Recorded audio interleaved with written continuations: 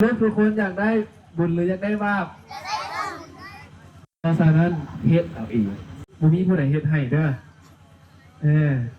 เฮ็ดเอาเองได้ผู้ว่าเป็นอย่างจึง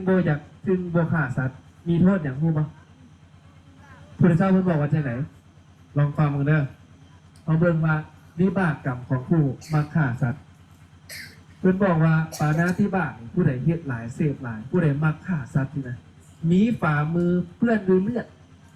มักเบียดเบียนผู้อื่นฆ่าสัตว์ให้ชีวิตคนอื่นตกหล่นหรือว่าตายเฮ็ดเป็นประจำเพิ่นบอกว่าจะเป็นไปเพื่อเกิดใน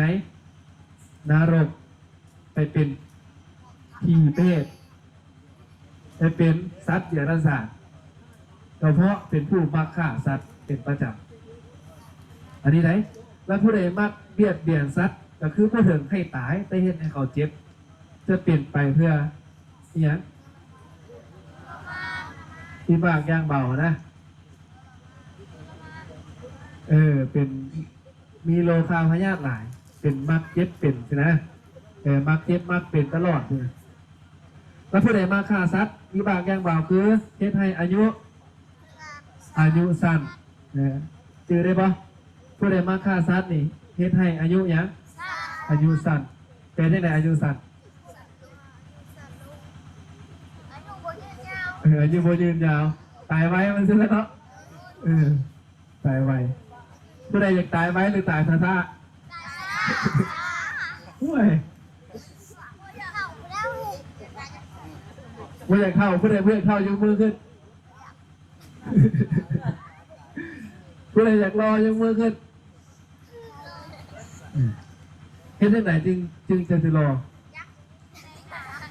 อยากพูดวะอยากเป็นคนรอวะ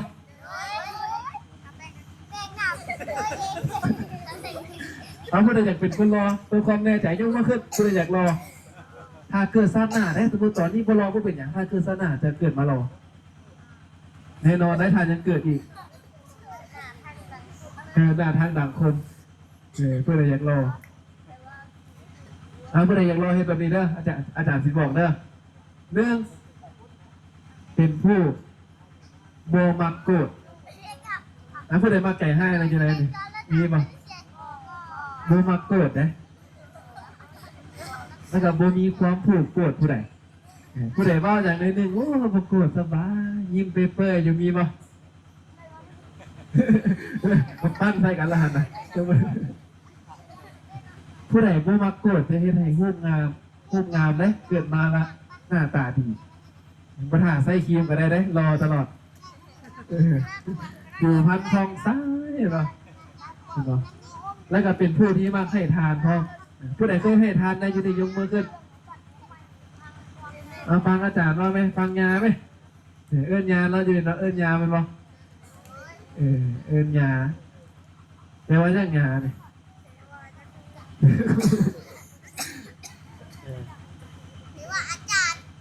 หรือว่าอาจารย์ก็ได้ทำยาก็ได้ครูบาอาจารย์มาเต็มเลยเนาะดีนะมุ้ยพ่อแม่ครูบาอาจารย์เมื่อกี้อาจารย์ถามยังผู้ใดเคยให้ทานในอยู่ในนี่ยกมือขึ้น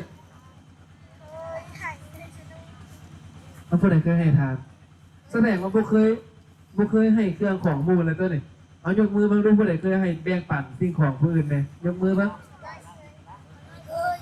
เอายกมือสูงยกมือสูงเมื่อทุกคนเลยอยู่เลยนี่ยกเอามือลงมาในพอละเอามือลงการแบ่งปันนั่นแหละการให้เพื่อนมาทานเข้าใจปะไม่ต้องให้สิ่งของอะไรก็ตามปิดทานมาได้เข้าใจปะ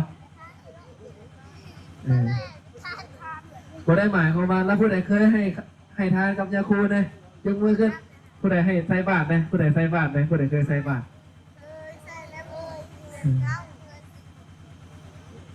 หลายคนจะได้เนาะเอามือลงผู้ใดเคยซักเครื่องให้แม่เนี่ยอยู่ไหนนี่ยกมือขึ้น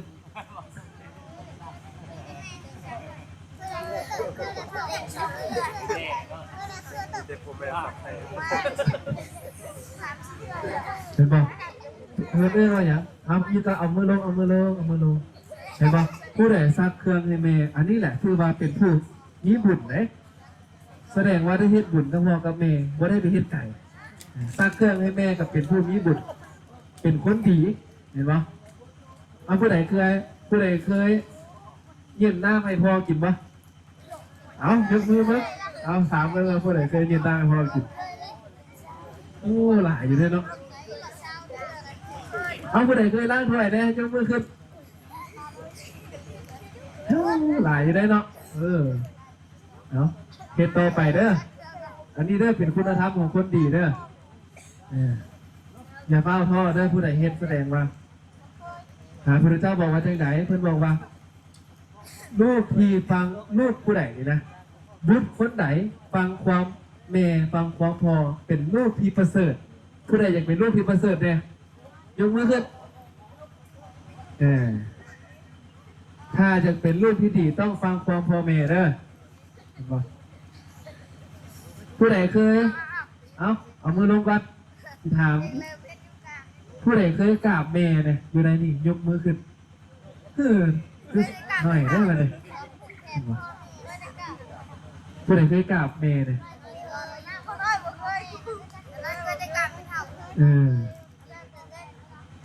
ดีเด้อถ้าเอาวันนี้มื้อหน้าลองเบิ่งเด้อได้ยินปะได้ยินปะเอาขอเสียงเนี่ยได้ยินปะวันนี้อาจารย์สิบอกเคล็ดลับเด้อถ้าผู้ใดอยากได้บุญอยากได้บุญเพราะว่าบุญเป็นชื่อของความสุขเนาะจือไปเด้อบุญเป็นชื่อของความสุขถ้าผู้ใดได้บุญเวลาพอมาเตเฮ็ดเวียกฟังอาจารย์เด้อพ่อนี่มาเตเฮ็ดเวียกเลิกเวียกมาเกี่ยมจอกใส่น้ำเย็นๆมาให้พ่อกินใครเคยปะโอ้พ่อเมื่อยบ่เคยถามปะต้องพ่อเฮ็ดเวียกมาเมื่อยบ่ผู้ใดเคยถามเนี่ยก็คือสิแล้วถ้าเขาจะได้บุญเนาะเขากะให้แบบนี้เย็นน้ำเย็นๆนะใส่จอกนะเอาให้พ่อมันได้กินเด้ออันนี้ก็ได้บุญนะเข้าใจปะหรือว่าแบบนี้ฟังมึงเด้อหรือว่าถ้าผู้ใดอยากได้บุญอยากมีความสุขก่อนนอนก็ได้ถ้าผู้ใดก็เคยเห็นไปกราบแม่อีแม่ลูกขอกราบแม่สิลูกอยากได้บุญมาสิเคยมีปะโอ้โหทางสมาธิได้บุญคือกันนั่งสมาธิก็ได้บุญได้หลายได้บุญหลายเลยถ้าผู้ใดอยากนั่งสมาธิอยากได้บุญหลายก็ให้ไปกราบพ่อแม่ก็ได้เฮ็ดทุกมือยิ่งดีถ้าเฮ็ดได้ลูกขอเอาบุญนะแม่บอกฉันเรียกว่าเป็นลูกที่มีความกตัญญูแปลว่าอย่างลูกที่รู้บุญคุณพ่อแม่กตเวทีก็คือมีการตอบแทนคุณพ่อแม่อันนี้เอื้อนว่าลูกที่ดีเนาะอันนี้บอกให้ฟังสักนิดเด้อพอจื้อได้เนาะสิสรุปกันได้ป่ะนี่สิได้เอาอะไรพอฟังได้เนาะเอาใจฮะคนเหนียวอ่ะเอาผู้ใหญ่ก็กล้าไปแล้วผู้ใดกล้าผู้เดียวก่อนเอาไปแล้วไปได้ไปรอดครับผู้เดียวก่อนถ้ากล้าพร้อมกันมากล้าเรื่องพร้อมกันนี่แหละเอาพร้อมกันจ่าใจพักผ่อนเลยพักผ่อนพร้อมกันเลยเอาจะเฝ้าลูกไหนบ่ได้ไปบ่ให้ไปเท่าไหร่เอาทวนอีกวันหนึ่ง10 ข้อที่1แม่เรื่องเอาคุณมิตรนะกูมีกำลังใจที่จะสอนต่อเลยด้วยเนี่ยขนาดยังบ่ได้เฝ้าอย่างสักมีห้ามสมอ2 3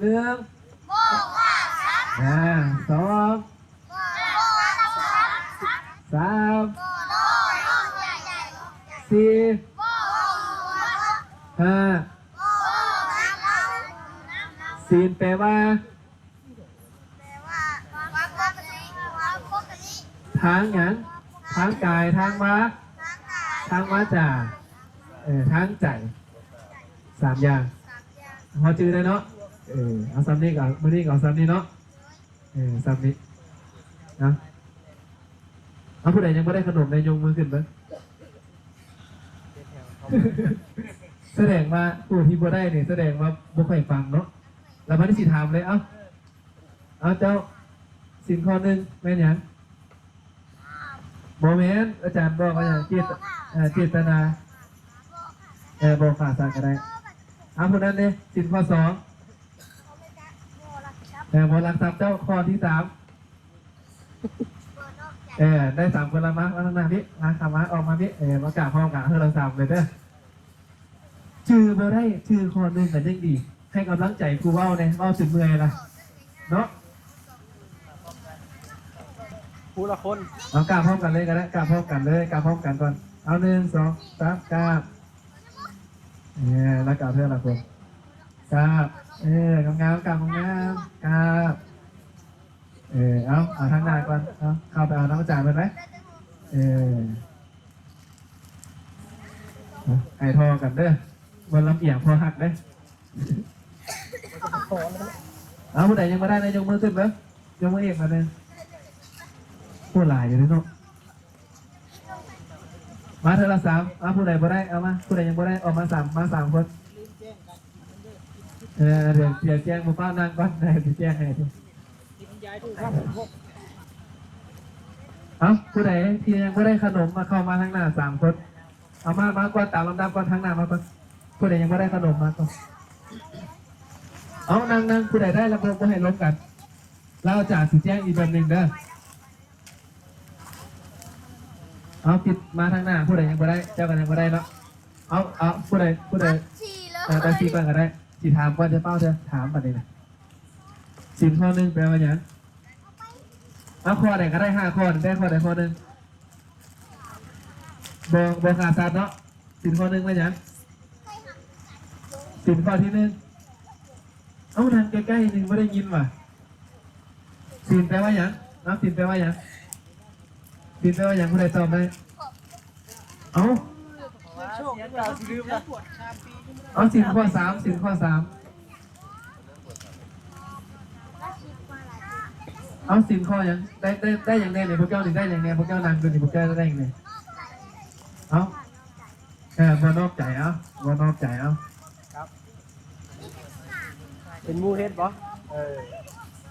เราจะฟาดเจ้าเลยเอาจะได้อย่างไรพวกเจ้าได้อย่างพวกเจ้าตอบมาให้อาจารย์ข้อหนึ่งได้อย่างไรอาจารย์สอนมานี่ตีอย่างไรเลยว่ามาลดฮะบ่มีห้ามนะยังบ่ยังบ่ยังเฮบ่หลักทรัพย์สิบ่ะบ่ยังบ่หลักทรัพย์เอากราบลบกันนะเอาสองคนเจ้าได้ยังไงอาจารย์สอนมาเนี่ยอาจารย์ว่ามัดเกือบหัวสมองละได้ยังไงฮะเด็กดีดื้อป่ะเด็กดีดื้อหรือบ่ดื้อฮะเด็กดีดื้อป่ะเอาอย่างงี้เด็กดื้อเด็กบ่ดีเอามากลับลงเอามาเอาง่ายๆก็ได้เดี๋ยวกราบงามอยู่ได้กราบงามอยู่สาธุเอาจริงเดี๋ยวเจ้ามาดิเอาจะได้อย่างอาจารย์เบ้ามานี่ได้อย่างก็ได้ชื่ออย่างได้เบ้ามาลดเอาบ่ชื่ออย่างเลยเอาบ่ชื่อกราบให้เบิ่งกราบให้เบิ่งงามๆเบิ่งกราบให้จังไดกราบวิธีกราบแม่สมองผมแม่อัญชลีที่ไหนอัญชลีบรรทาอภิวาสกราบลงอัญชลีบรรทาอภิวาสอัญชลีบรรทาอัญชลี